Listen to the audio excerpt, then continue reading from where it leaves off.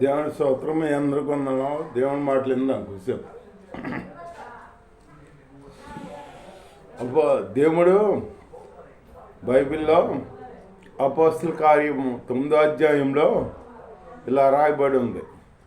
ఒక వ్యక్తి ఉన్నాడు, సౌలు అన్న వ్యక్తి. సౌలు అన్న వ్యక్తి ఎవరంటే రోమియోడు మాట, అధికారం కలిగిన వంశం పుట్టినవాడు మాట. ఆ సౌలు ఏం చేస్తున్నాడు, ఈ క్రైస్తవులందరినీ హింసిస్తున్నాడు అన్నమాట. ఆయనకి ఏంటంటే ఆయన యెహోవా భక్తుడు, యెహోవా దేవుడు అంటాడు, యేసయ్య దేవుడు కాదు అంటాడు అన్నమాట. అని అని ప్రార్థన చేసే వాళ్ళందరినీ హింసిస్తాడనమాట. హింసిస్తూ ఒకసారి ఏం చేస్తాడు, దేవుడి స్తోత్రం హల్లెలూయా.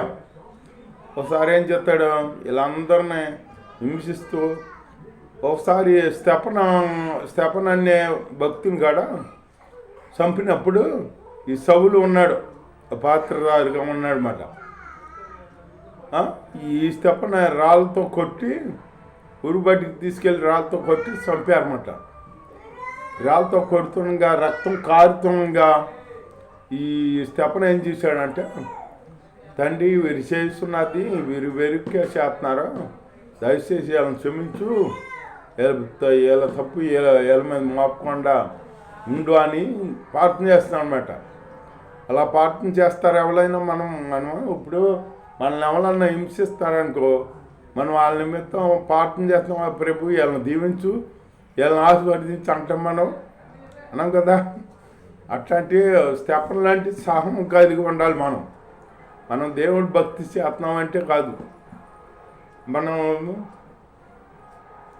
శత్రువుని కాడ క్షమించాలి. శత్రువుని కాడ క్షమించాడు దేవుడు మన యేసయ్య. అలా ఉంటేనే దేవుడు బిడ్డలు అనిపిస్తాం మనం. అట్లా ఉండాలన్నమాట. వీళ్ళ నిమిత్తం ప్రార్థన చేశాడు స్తెఫను. ప్రార్థన చేస్తే అప్పుడు ప్రార్థన చేస్తుండగా ఆకాశం తెరబడిందంట. ఆకాశం తెరబడి యేసయ్య కనపడ్డాడంట. తండ్రి కుడిపాశాన్ని ఆశీని నుంచున్నాడంట. దేవుడి స్తోత్రం హల్లెలూయా. ఎంత గొప్ప దర్శనం. చూసేటప్పుడు నుంచున్నాడంట. బైబిల్లో ఏమన్నా, తండ్రి కుడిపాశాన్ని ఆసీనుడు అయి ఉన్నాడు. ఆసీనుడు అంటే కూర్చుని ఉన్నాడనమాట. కూర్చుని మన కొరకు విజ్ఞాపన చేస్తున్నాడు అని ఉంది. ఇస్తే అప్పుడేమో దర్శనంలో చూసి నా తండ్రి కుడిపాశాన యేసయ్య నిలబడుకొని ఉన్నాడు అని అంటున్నాడు అన్నమాట. అలా అంటుంటే అప్పటి వరకు కూర్చునే ఉన్నాడు. ఎప్పుడైతే స్తెఫన్ మీద దెబ్బలు పడినాయో అప్పుడు లేచి నుంచున్నాడు అనమాట. ఏంటి, స్తెఫన్ కాపాడుతాకి నుంచున్నాడు అనమాట. బాబు, నిన్ను అక్కడ హింసిస్తుంటే నేను ఇక్కడ కూర్చుని లేను, నేను నుంచుని ఉన్నాను, నిన్ను ఆదుకుంటాకి వస్తాకి అన్నాడనమాట. అట్లాగే మన దేవుడు మనల్ని ఎవరన్నా హింసిస్తారనుకో, మన దేవుడు బాధపడతాడు, మనం కాదు. మనం బాధపడతాం కాదు, మన దేవుడు బాధపడతాడు అన్నమాట. అట్లాగే మనం ఏం చేయకూడదు. ఎవరన్నా అన్నా కానీ ఏమనకుండా మెదకుండా వచ్చి ప్రార్థన చేసుకోవాలి. తండ్రికి చెప్పామనుకో, తండ్రి చూసుకుంటాడు. ఇప్పుడు కొడుకుని ఈ లోకంలో కొడుకున్నాడు. కొడుకుని ఎవరన్నా కొట్టారనుకో, బాధ పెట్టారనుకో, ఆ కొడుకు ఏం చేస్తాడు, అది కొట్టలేరు కదా, వచ్చేసి వాళ్ళ నాన్నకి చెబుతాడు. అట్లాగే మనం వచ్చేసి మన తండ్రికి చెప్పాలి. మనం అంతేగాని నువ్వు అట్టా కానీ నువ్వు ఇట్టా కానీ మనం అన్నామనుకో, వాళ్ళు మనము ఒకటైపోతాం. వాళ్ళ పాపిల్ లిస్టులో మనం కూడా చేరిపోతాం అన్నమాట. అట్లా ఉండకూడదు. దేవుని స్తోత్రం హల్లెలూయా. మెలకొండ వచ్చేసి ఇంటికి వచ్చేసి వాళ్ళ నిమిత్తం ప్రార్థన చేసామనుకో, తండ్రి యేసయ్య చూస్తూ ఉంటాడు. శత్రులు మిత్రులుగా మార్చే దేవుడు. వాళ్ళే వచ్చి సాక్షి చెబుతారన్నమాట. వాళ్ళే వచ్చి సాక్షి చెబుతారు, వీళ్ళని బాధ పెట్టాము, వీళ్ళని ఇట్లా చేసాము, పాపం వీళ్ళు మంచోళ్ళు అని వాళ్ళే సాక్ష్యం చెబుతారన్నమాట వచ్చి. అట్లాంటి సాక్ష్యం కలిపి మనం ఉండాలి. అంతేగాని నువ్వెంత అంటే నువ్వెంత అని మనం వాళ్ళ మీదకి వెళ్ళకూడదు. వాళ్ళ మీదకి వెళ్ళామనుకో మనం వాళ్ళు తేడా ఉండదు. మనం ప్రార్థన చేసేవాళ్ళం, మనం అట్లా వెళ్ళకుండా మనం ఉండాలన్నమాట. అట్లా స్టెఫను ప్రార్థన చేస్తే తండ్రి యేసై కాపాడాడంట, నిలబడుకొని ఉన్నాడా అని చెప్పాడన్నమాట. అట్లాగే అంత దర్శనం చూసే బిడ్డలుగా మనం ఉండాలన్నమాట ప్రార్థన చేసి. అంతేగాని వాళ్ళంటే మనమని వాళ్ళంటే మనము కాడ అంటే వాళ్ళకి మనకి తేడా ఏముంది? ఇంకా మీరు దేవుడు చెబుతున్నాడు, మీరు దేవుడు ప్రేమ కలిగి ఉండాలని చెబుతున్నాడు. దేవుడు ప్రేమ కలిగి ఉండాలి. పరిచయులు ప్రేమ మనలో ఉండకూడదు. పరిచయులు శాస్త్ర ప్రేమ మనలో ఉండకూడదు. వాళ్ళ ప్రేమ ఏంటి? వాళ్ళు ఎవరు వాళ్ళని ప్రేమిస్తారో వాళ్ళని ప్రేమిస్తారు వాళ్ళు. మనం కూడా అట్లా ఎవరు ప్రేమిస్తున్నారో వాళ్ళని ప్రేమించామనుకో, ఈ యువతలను ప్రేమించుకొని ఉన్నామనుకో, వాళ్ళకన్నా ఎక్కువ చేసింది ఏముంది? మనం దేవుడు చెబుతున్నాడు, వాళ్ళ ప్రేమ కన్నా మీ ప్రేమ అధికం అవ్వాలని చెబుతున్నాడు దేవుడు. అధికంగా ఉండాలన్నమాట. అందరిని ఒక ఇదిగా ప్రేమించాలి మనం. అంతేగాని ఈ దినాల్లోనేంటి చర్చికి వెళ్తున్నారో అధికారం బట్టి ఎవరు ఉన్నతమైన స్థానంలో ఉన్నారో వాళ్ళని ప్రేమిస్తున్నారు, వాళ్ళని కబులించుకుంటున్నారు, వాళ్ళ పొందనాలు చెబుతున్నారు 10 మాటలు. లేని వాళ్ళని పట్టించుకుంటున్నా. అది భక్తి అనిపిస్తుందో. అది యేసై బిడ్డలు అట్లా చేయరు.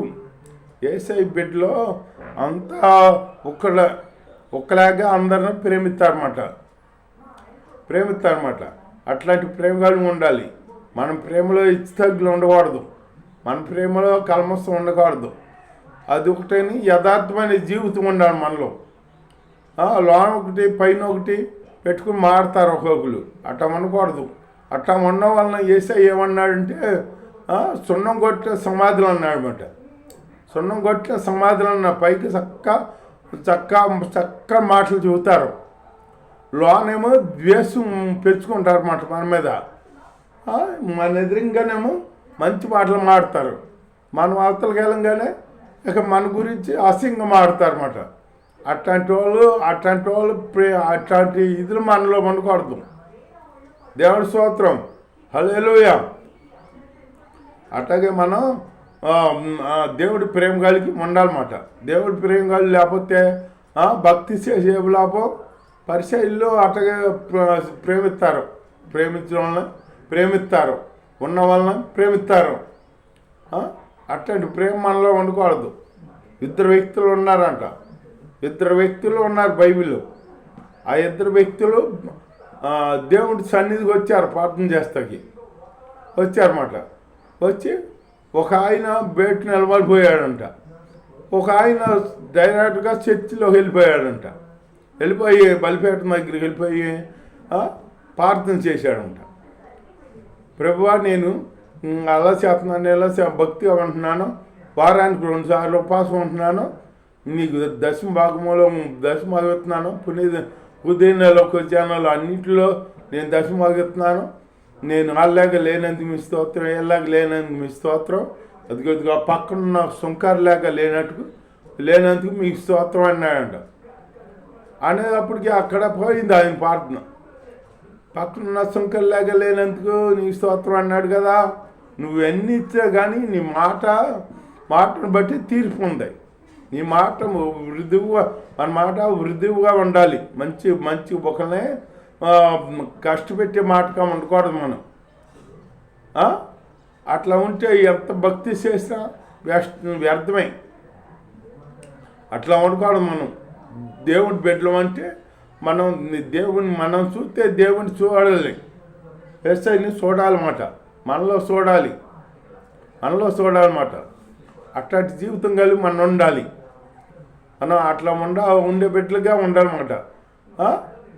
మనం ఏం చెయ్యక్కర్లా, వేసే ఫోటో పెట్టుకోక్కర్లా, సిలువ వేసుకోక్కర్లా, ఏం చేయక్కర్లా. నీ ప్రవర్తన చూసి నిన్ను గుర్తించాలి దేవుడు బిడ్డని.